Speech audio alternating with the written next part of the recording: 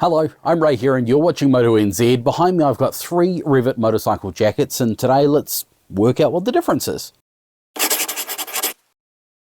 I'm a firm believer that if you're going to go motorcycling, you've at least got to wear a jacket. It's going to do absolutely nothing for the skin on your knees, your legs, your feet, all that stuff.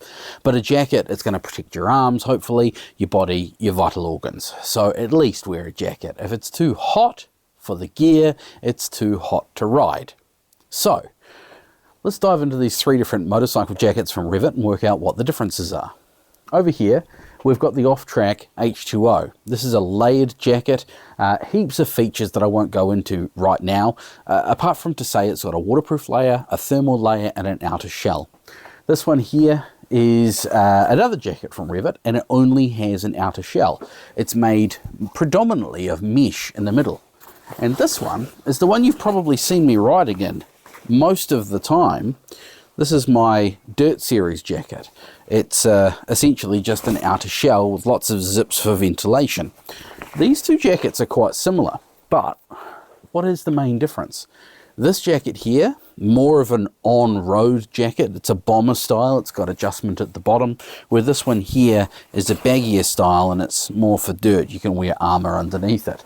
Now, all 3 of these jackets have elbow protection in the way of D3O, shoulder protection in the way of D3O, thin stuff. It's very pliable, very malleable. And they have provision for a back protector. If you don't wear a back protector, I think you can make that decision yourself, but you have to know what you're in for if you don't wear one. It's kind of like the rest of the gear. You don't know what you don't know, but if you do know what you're in for if you don't wear it, then that's your decision to make, right?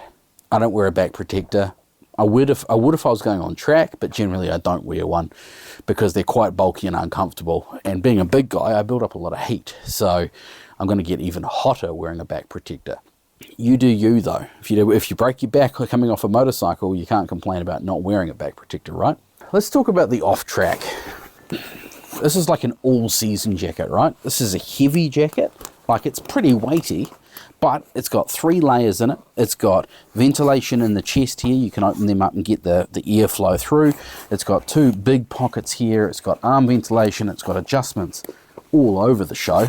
And to be honest, the outer shell does a really good job of being waterproof before the water gets through. If you're riding through driving rain, the water gets through, and then inside, the jacket on the inside keeps the rest of the water out. Inside that, we've got a waterproof layer. That is the waterproof layer. Inside that, we've got a thermal layer. And the whole jacket will get hot and heavy if the sun comes out or it's full of water. I mean, it's heavy enough holding it as it is. I would never ride in summer wearing all 3 layers of this jacket. And of course, if I just wear the outer jacket, it's a bit big and a bit ventilaty, but you know, it's fine if you only have one jacket to rule them all. However, this is going to get retired at the end of this cold season we're in right now, mainly because, well, it's at least going to get retired until next winter, mainly because I've got other options. This is the Rev'It Eclipse jacket. It's a summer riding jacket. It's a mesh jacket. It's light. You can actually almost see right through it. And what is this for? This is for, in New Zealand, a very limited time. This is for summer. This is for riding in your hotter climates. If like, I've got to make this that's dragging me to Thailand to go motorcycling in the next year or so. This is probably what I'd wear over there. You can get away with a t-shirt on the inside, that on the outside. That's going to hopefully protect you from sliding down the road, but it's also going to let the air flow through. It's got provision for a back protector, shoulder guards, elbow guards, and it's a good little riding jacket. A couple of pockets there. So that there is the Rev'It Eclipse 2. I'll be testing that in the next couple of months. But if you're into adventure riding, I would go with the off-track H2O. If you're into hard adventure riding, if you're getting real dirty and real gnarly and really groveling through it, the Dirt Series jacket is a better option. Dirt Series. So it's less breathable than the blue one there, but it still has your shoulder protection. It still has your elbow protection. It's pretty waterproof. It's not 100%, and if you're in the real heavy rain, it's going to soak through. But it also has provision for a hood. I've been known to ride long distances with this. Put a hoodie over the top. You've got ventilation in the sleeves here, one there and one there.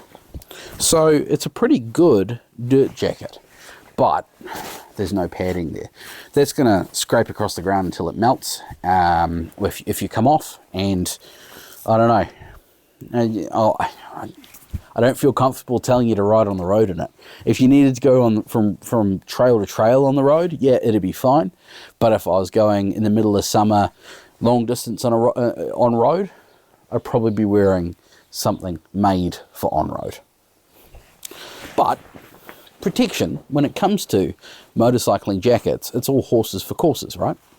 Of course, all of this is in an ideal world. If you can afford to go and buy Rev'It, I highly recommend it. But if you can't afford it, some gear is better than no gear.